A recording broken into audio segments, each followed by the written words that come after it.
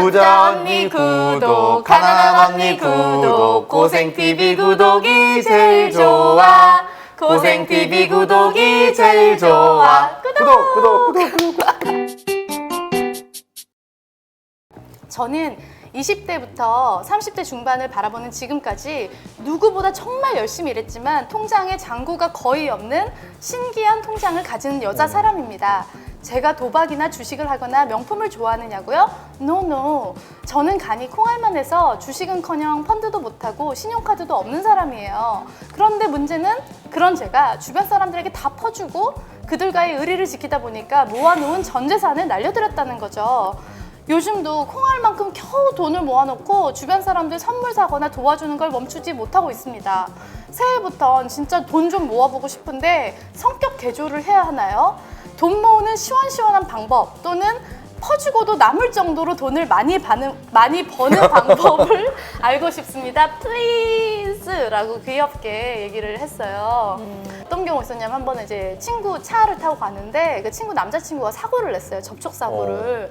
그랬는데 알고 보니 그 접촉사고 낸 친구의 남자친구가 음주의 무면허였던 거예요. 그래가지고 이거를 보험사를 부르면 안 되니까 급하게 이 좀 현금을 주고 처리를 하자는 걸 왜 본인이 굳이 현금 지급기에서 돈을 찾아와가지고 남친 친구를요? 네. 그러니까 본인이 차에 타고 있었다는 이유 하나만으로 그래가지고 이제 돈을 급하게 몇백만 원을 갖다가 줬는데 그 후로 이제 연락이 안 된다는 그렇게 이제 지인들한테 준 돈만 수천만 원이고요.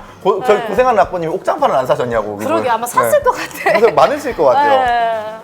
아니 근데 이런 분들 많나요? 어때요? 이런 분들이 많이 물어보시나요? 저는 많지는 않으세요. 많지는 않으신데 이분은 조금 심각하신 것 같아요. 근데 문제는 뭐냐면 제가 뭐 성격을 개조를 해야 될까요? 라고 물어보셨는데 사람은 안 변해요. 맞아요. 그러니까 이분은 아마 변하지 않으실 거예요. 아. 정말 대차게 한번 당하시면 더 당해요? 그러면 모를까 아마 그래도 또 돌아갈 확률이 아주 높으니까 그러니까 사람의 성향이 안 바뀌기 때문에 어떤 장치를 하셔야 돼요. 어떤 장치가 있을까요? 그러니까 이걸 연습을 자꾸 해야 돼. 누군가가 돈을 빌려달라고 얘기를 하면 그때 내가 이렇게 멘트를 해야지라고 정하세요. 미안한데 나는 돈 관리를 우리 엄마가 다 하고 난 용돈만 받아 쓰기 때문에 나는 잔고가 없어. 맞아. 그러니까 선의의 거짓말. 맞아. 이거를 멘트를 좀 준비를 하셔서 자꾸 요 얘기를 처음에는 막 빌려주고 싶은 마음이 여기까지 맞아. 올라오다가도 맞아요. 아니야 참아야 돼 내가 이 멘트를 해야지라고 한 번 두 번 얘기를 하다 보면 이것도 이제 좀 습관이 되세요.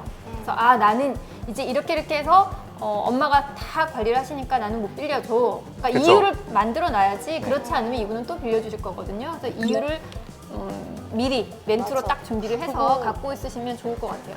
아니 근데 진짜로 아까 말씀하신 대로 정말 잔고가 안 남을 수 있게 돈을 모을 수 있는 방법 없나요? 약간 강제적으로 돈들이 어떻게 좀 이렇게 그런 거 없을까요? 근데 이분이 사실은 뭐 직장인이라면 얼마를 먼저 이렇게 빼놓고 하면 되는데 프리랜서기 때문에 더 힘드신 것 같아요. 그래서 이분 같은 경우는 저한테 한번 보내세요. 보내셔서 최고다 이거. 저한테 한번 보내셔서 뽕을 한 대 맞으셔야 되겠고 일단은 수입 지출부터 먼저 정리를 해보시고 내가 평균적으로 얼마를 모으냐 한 달에 그러니까 1년에 버는 돈이 있으실 거고 그러면 그거를 한 달로 나누었을 때 12달로 나눴을 때 한 달 평균 모을 수 있는 돈이 나올 거예요. 그러면 이 돈을 1년간 모으면 얼마, 2년 동안 모으면 얼마 해서 5년, 10년 후에 이 돈이 얼마나 불어나는지를 한번 쭉 그림을 그려보셔야 돼요. 그러고 나면 내가 생각 없이 남들한테 퍼줬던 돈들이 얼마나 큰 돈인지 확인하게 되시거든요. 맞아. 그래서 내 돈이 불어나는 로드맵을 한번 그려보시고 그리고 내가 이 상태로 계속 남들한테 퍼주고 살면 과연 내가 50이 됐을 때 나한테 있을 돈이 얼마인가 이것도 그려보시는 거예요.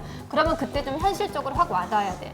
그러고 나서는 이분은 통장을 쪼개야 돼. 통장을 통장 쪼개시고요. 쪼개요. 내가 돈이 뭐 그게 다달이 받지 않으시더라도 어쨌든 인컴이 수입이 들어오는 통장을 만들어 놓으시고요. 그 다음에 생활비를 책정을 하세요. 나는 한 달에 얼마만 쓰겠다. 그래서 80이면 80, 100이면 100 정해서 거기 생활비 통장에 그 돈만 넣어놓고 다른 돈들은 다 CM이라든지 다른 통장으로 빼버리시는 거예요.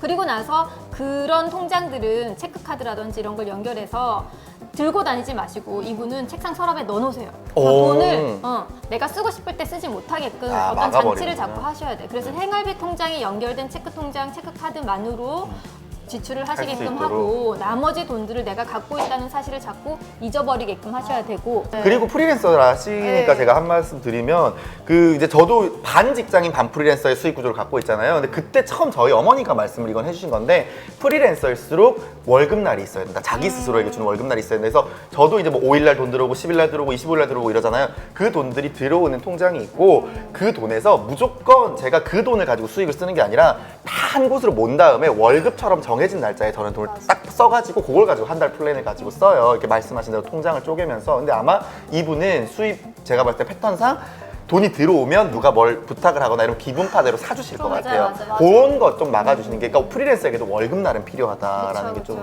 그래서 제가 체크카드를 쓰시라고 네. 말씀드리는 게 체크카드는요 이렇게 긋다 보면 잔고가 없으면 그쵸. 잔고 맞아. 부족입니다라고 네. 얘기하거든요. 네. 그래서 식당에서 또 그 여느 날과 다름없이 애들이 막 부득금 묻고 있고 이러면 어허. 아 그게 너무 싫어서 내가 먼저 가서 계산하시잖아요. 맞아요. 근데 사장님이 어머 잔고가 없네요 라고 얘기하면 그때 굉장히 당황스럽고 그렇죠. 부끄러운 경험을 한번 하게 되시면 그때부터는 아 맞다 나는 체크카드니까 지금 일주일 한 달 내 월급날에서 한 달 중에 뭐 일주일이 남았구나 그러면 잔고가 10만 원밖에 안 남았어 그러면 맞아. 그 주에는 약속을 좀 줄이시고 맞아요. 그 사람들 진짜 아무 의미 없는 인연들인 것 같아요. 정말 내가 3년 동안 힘들어서 연락 못 하다가 진짜 나 너무 힘들다 하고 때 달려와서 위로해 줄 수 있는 사람이 진짜 친구지. 이렇게 내가 막 도와줄 때만 아 고마워 뭐 참 착하구나 이런 말 들은 그거 뭐 중요한 거 아니에요. 그런 인연은. 네, 원래 그래서 왜 결혼식 오는 친구보다 장례식 오는 친구가 더 진짜 친구라고 맞아, 그런 말도 맞아. 있잖아요. 그럼요.